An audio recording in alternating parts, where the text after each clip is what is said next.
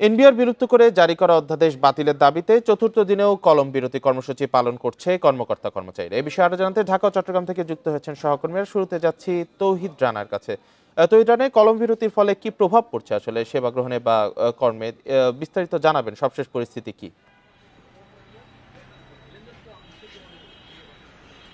হ্যাঁ, জাতীয় রাজস্ব বোর্ডকে বিলুপ্ত করে যে জারি করা অধ্যাদেশ এটি বাতিলের প্রতিবাদে এনবিআর সংস্কার ঐক্য পরিষদ তারা এই কর্মসূচি পালন করছে। চতুর্থ দিনের মতো এই কর্মসূচি কিন্তু অব্যাহত আছে সারা দেশে। ঠিক আমি এখন এই মুহূর্তে আছি সেগুনবাগিচা একটি কর অঞ্চলে। এখানে এসে আমরা সকাল থেকে যেটা দেখেছি যে এখানে সেবাগ্রহীতা যারা এসছেন তারা কিন্তু অনেকেই সেবা না পেয়ে কিন্তু ফেরত যেতে হয়েছে। কারণ এখানে যেহেতু সকাল ৯টা থেকে কলম বিরতির কর্মসূচি চলছে, তারা এখানে কর্মকর্তা কর্মচারীরা কিন্তু কোনো ধরনের কার্যক্রমে অংশ নেননি।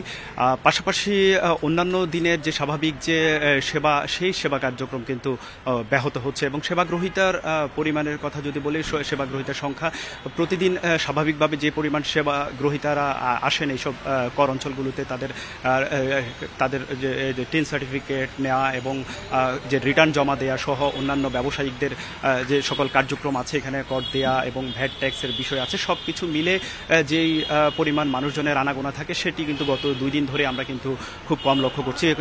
এনবিআর কর্মকর্তারা এখানে যারা আছেন তাদের সঙ্গে কথা বলেছি, তারা বলছেন সেবাগ্রহীতার পরিমাণ কিছুটা কমেছে। কারণ হচ্ছে তারাও এর মধ্যে অবগত হয়েছেন যেহেতু কলম বিরতি চলছে, কার্যক্রমে একটা স্থবিরতা এবং ধীরগতি আছে, সেক্ষেত্রে অনেকে কিন্তু এখানে আসছেন না। যারা একেবারে প্রয়োজনীয় তারা এসে কিন্তু সেবা পাচ্ছেন না এবং তাদেরকে আবার এনবিআর কর্মকর্তারা বুঝিয়ে বলছেন যেহেতু 3টার পরে স্বাভাবিক কার্যক্রম শুরু হবে, সেক্ষেত্রে 3টা পর্যন্ত অপেক্ষা করার কথা বলছেন এবং এনবিআর কর্মকর্তারা 3টার পর থেকে তাদের স্বাভাবিক কার্যক্রমে ফিরে যাওয়ার পরপরই তাদের সেবা যারা নিতে এসছেন তাদেরকে সেবা দিচ্ছেন। এই অবস্থার মধ্য দিয়ে কিন্তু সারা দেশে এই কর্মসূচি চলছে এবং আপনি জানেন যে এই রাজস্ব বিভাগটিকে আলাদা করার পর থেকে যে কর্মকর্তাদের মধ্যে ক্ষোভ তৈরি হয়েছে, এতে করে রাজস্বের যে স্থবিরতা এবং রাজস্ব আহরণের যে স্থবিরতা সেটি কিন্তু আমরা লক্ষ্য করছি। আপনি জানেন বাজেটের শেষ সময়গুলোতে এসে কিন্তু একটা রাজস্ব ঘাটতি দেখা যায়, সেই ঘাটতি পূরণে কিন্তু প্রতিদিনই 2000 কোটি টাকার উপরে কিন্তু রাজস্ব বোর্ডকে আদায় করতে হয়। সেক্ষেত্রে এই কার্যক্রমে কিন্তু যদি এভাবে ব্যাহত হয় এবং আন্দোলন যদি অব্যাহত থাকে, তাহলে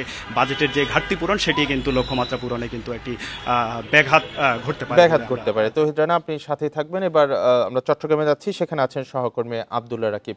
আব্দুল্লাহ রাকিব, চট্টগ্রামের পরিস্থিতি আমাদের জানাবেন। এনবিআর সংস্কার ঐক্য পরিষদ বলছেন যে তারা সরকারের সাথে আলোচনা করে অচল অবস্থা দূর করতে চান, সেক্ষেত্রে কি কোনো সাড়া মিলেছে কিনা?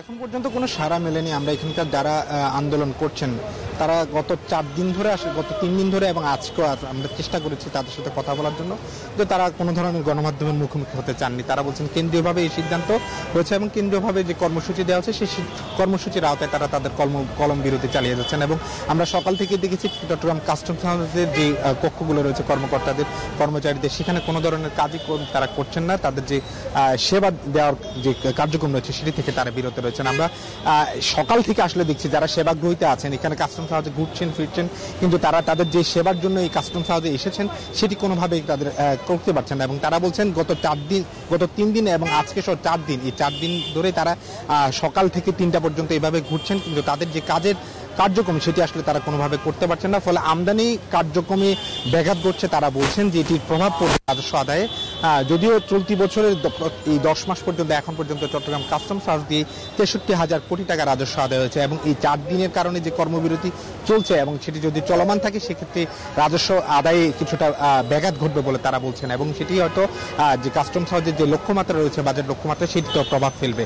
আমরা বন্দর কর্তৃপক্ষের সাথে কথা বলছি, তারা বলছেন যে তাদের যে কন্টেনার উঠানামা কার্যক্রম অর্থাৎ ডেলিভারি কার্যক্রম সেটি স্বাভাবিক রয়েছে। তবে যেহেতু বিকেল 3টার পর থেকে আমদানি কার্যক্রম স্বাভাবিক হয়, ফলে সেক্ষেত্রে কিছুটা জট তৈরি হচ্ছে, বিলম্ব তৈরি হচ্ছে এবং তারা বলছেন যে তারা সরকারের পক্ষ থেকে হয়তো বা কর্মচারীদের যে কলম বিরতি সেটি হয়তো প্রত্যাহার করে নিল বা কর্মসূচি। এনবিআর বিলুপ্ত করে জারি করা অধ্যাদেশ বাতিলের দাবিতে কলম বিরতি পালন করছেন। এই বিষয়ে ঢাকা ও চট্টগ্রাম থেকে জানাচ্ছিলেন আমাদের সহকর্মীরা।